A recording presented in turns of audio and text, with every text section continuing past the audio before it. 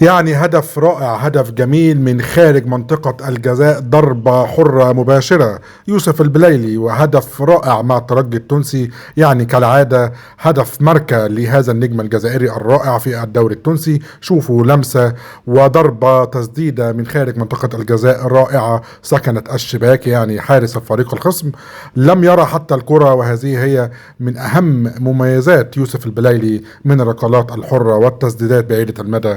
هذا هو نجم الجزائر في مباراة اليوم، دائما ما يقدم الجديد، دائما ما يجذب أنظار كل الجماهير العربية حتى في أقل المباريات. نجم الجزائر الذي طال انتظاره في قائمة منتخب الجزائر بيتكوفيتش، إن شاء الله نراه قريبا يعود إلى قائمة الخضر، قائمة المحاربين في قادم المناسبات. منتخب الجزائر لا يزال يحتاج لخدمات هذا الساحر الجزائري.